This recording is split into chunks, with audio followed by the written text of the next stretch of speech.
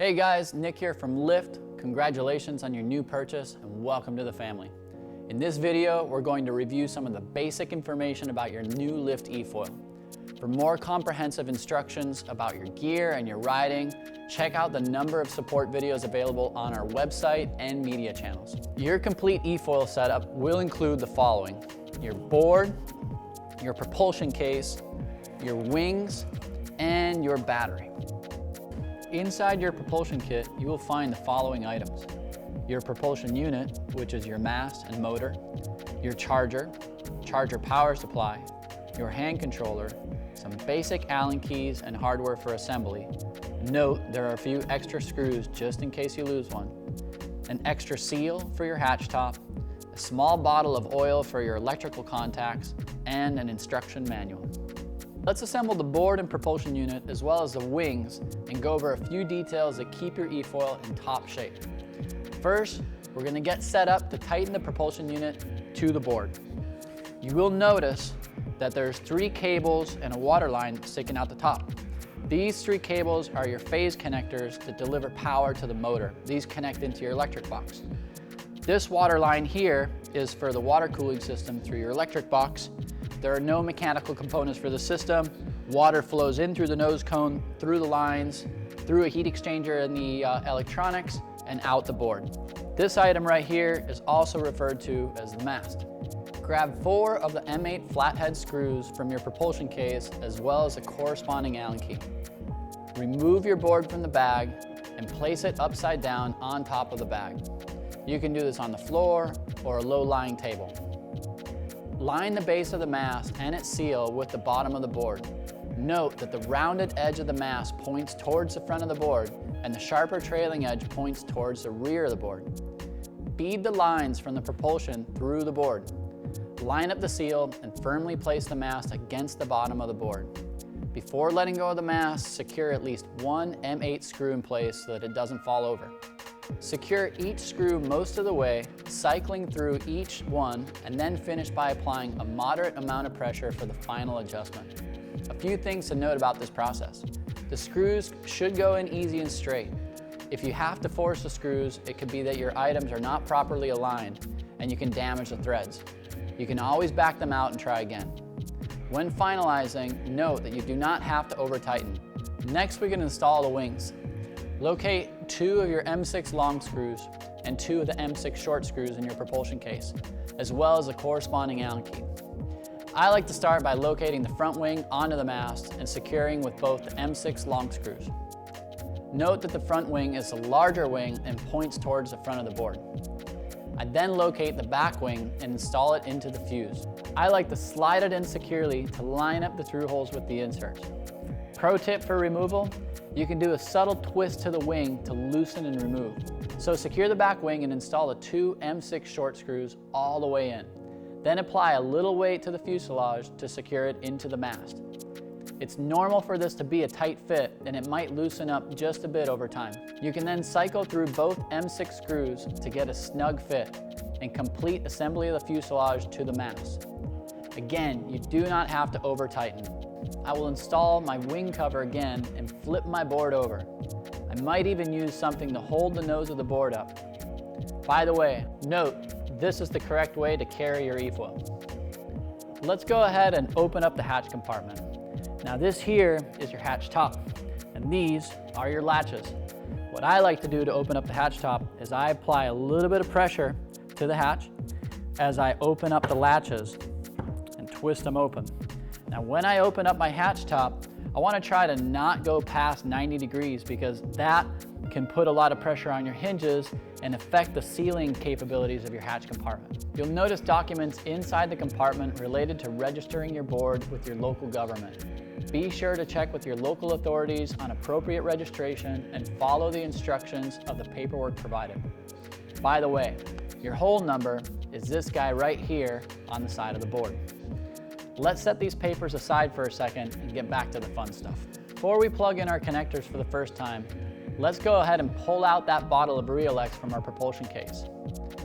This oil works great on electrical contacts because it binds to the metals and repels water. I'm going to go ahead and apply a little bit of oil to my phase connectors of the electric box and coat the contacts on the inside.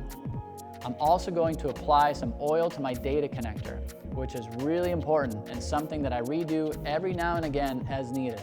You don't have to do this all the time, but visually inspect your contacts prior to each use.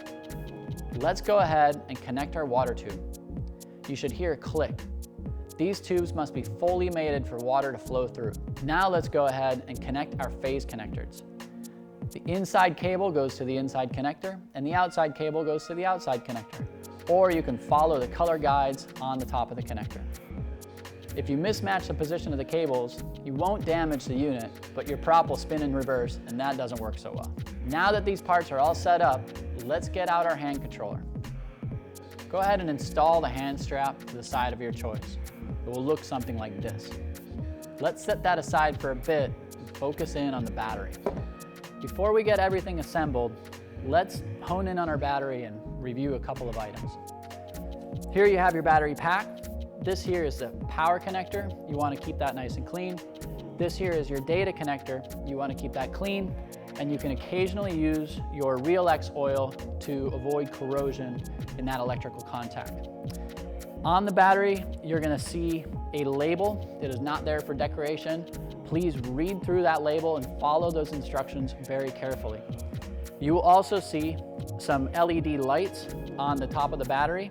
It's absolutely normal for the green lights to be flashing. Those indicate state of charge of the battery. If there are no green lights, that just means that it has less than 10% and it is in a deep sleep mode that can be woken up with the charger. We will review that in a second. Let's talk briefly about some basic battery safety practices, okay? This battery has a lot of power in it, and it's imperative that you take the utmost care of your battery pack through its entire lifetime. It's important that you never leave your battery baking in the sun, that it gets overheated, and also you do not want to drop or damage your battery pack. If you drop or damage your battery pack, you want to stop using your product and contact us at LIFT. We will help you and tell you what to do. This main area around the side is the main seal of the battery pack. If that seal is damaged or broken in any way and water is able to get inside that battery, it could lead to a very serious fire. So again, be extra cautious with your battery, how you handle it, where you charge it, when you charge it, keeping it out of the sun, and just overall how you handle it. Take ownership of your battery, take good care of it.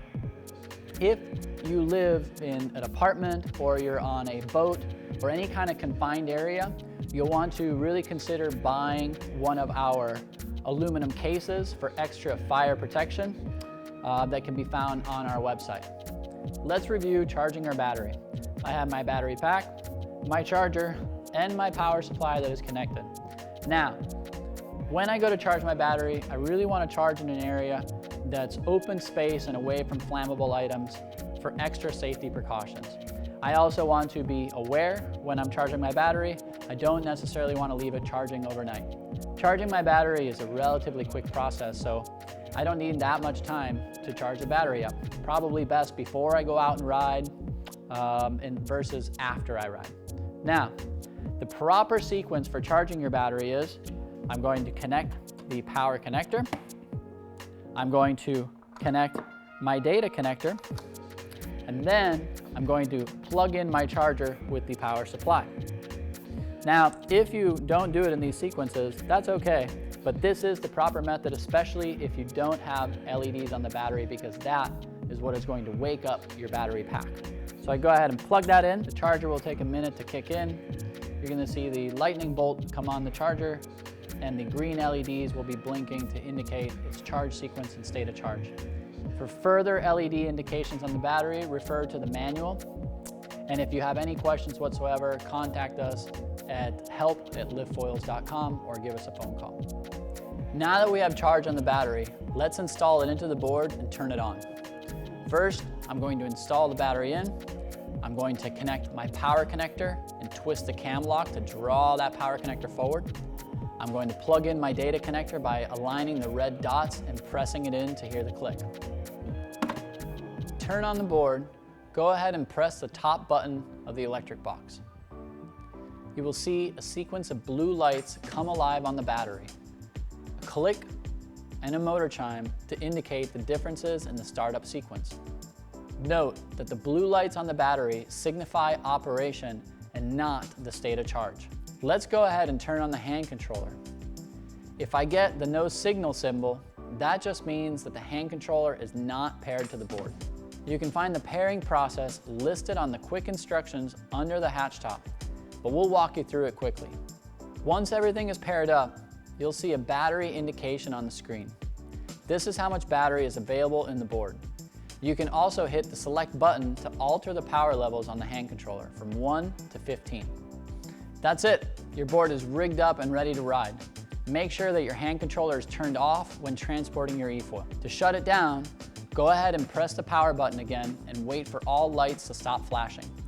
Note that upon shutdown, the battery stores data into the electric box to be accessed by the LIFT eFoil app. Speaking of the LIFT eFoil app, download it, register, and check for the latest firmware versions for both the board and the hand controller. Before we get out on the water, let's just review some basic maintenance of your LIFT eFoil. One of the most important things you can do is to keep your hatch compartment dry. And for that, we need to talk a little bit about the latches, okay? These latches are very important in keeping and maintaining a seal in a dry compartment when in use. All components are fully waterproof, but it's best to maintain a dry compartment for extra longevity and safety. These latches are adjusted and vacuum tested prior to shipping to customers, but the seal may compress or adjust during transit, and it's important that the customer maintain the tension of the latch as needed to keep a dry compartment. If I discover water in my compartment after a ride, I adjust the tension of my latches right away. Let's go through that real quickly. So to adjust the tension on my latch, I do the following. I open up the hatch compartment and I go ahead and shut down the latch so it's into position. Go ahead and loosen the nuts around the lever arm. And if you want to tighten the latch, you can spin the lever arm in a clockwise direction to tighten. If you want to loosen, you can spin that lever arm in a counterclockwise direction. Then go ahead and tighten down those nuts around it so that it's in the same position pointing out towards the rail of the board. You've now adjusted the tension on your latch. The latches should be firm but not overly difficult to open. Apply some grease or even your Real-X oil to the joint of the latch to reduce friction, and remember to push down on the lid when opening and closing. Always review the seal around the perimeter of the hatch compartment. If the seal is damaged in any way, it may need replacement. We have a video for that as well. Whenever you ride your equipment in salty or dirty water, be sure to rinse down all components with fresh water. It takes only a few moments and goes a long way. Before stowing my board, I like to dry the inside compartment properly with a towel and maybe even let it air dry for a bit. This keeps my compartment dry when stowed away for extended periods of time. Keep an eye on your data cable and keep it oiled. If it looks worn and corroded, be sure to replace it. Use your bags and covers any chance that you get. Most accidents happen outside the water. And don't leave your board baking in the sun. Again, exercise extra caution with your battery. Check out our other videos on mastering your first ride as well as additional safety tips. Go out, have some fun.